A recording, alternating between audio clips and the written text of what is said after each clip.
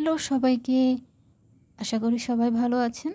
আজকে আবারও নিয়ে আসলাম আরও একটি রিসাইকেলিং ভিডিও। এখানে যে কাচের জারটি দেখছেন সেটি ছিল আমার ছোট্ট একটা অ্যাকুরিয়াম। আর এই অ্যাকুরিয়ামে আগে খুব সুন্দর দুটো মাছ ছিল, যেগুলো সারাদিন খেলা করতো পানিতে।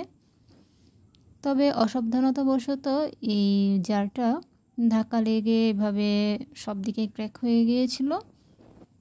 ট্যাপ দিয়ে কিছুদিন কাজ চালানো গেলেও আসলে পানি সরে যাচ্ছিল, তাই এটা ফেলে দেওয়া ছাড়া আসলে আর কোনো উপায় ছিল না।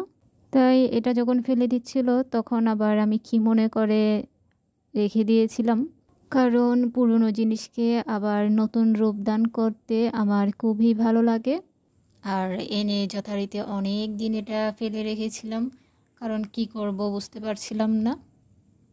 তারপর অনেক ভেবেচিন্তে ভাবলাম এটা দিয়ে একটা ফুলের টব বানানো যাক। তারপর আমি যথারীতি এই জারটাকে কালার করে নিলাম। ফার্স্টে সাদা কালার করলাম, তারপর সেটার উপর একটু হালকা হলুদ কালার করলাম। সাদা কালার করার কারণে যে কোনো কালার আপনার খুব সহজে ফুটে ওঠে। তারপর এখানে আমি পদ্ম ফুলের একটা ডিজাইন করছিলাম।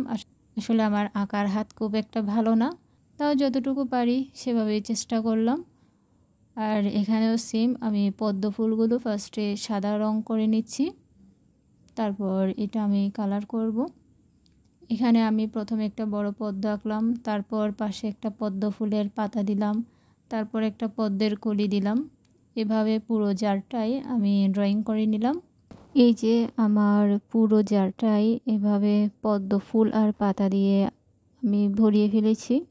এবার এটাকে আর একটু সুন্দর রূপ দেওয়ার জন্য এখানে আমি হালকা একটা গোলাপি কালার দিয়ে এটার চারপাশে বর্ডার লাইন করে দিচ্ছিলাম, আর মাঝে হালকা হালকা একটু কালার দিচ্ছিলাম যাতে পদ্ম ফুলের পাপড়িগুলো বোঝা যায়, সেভাবে করছিলাম।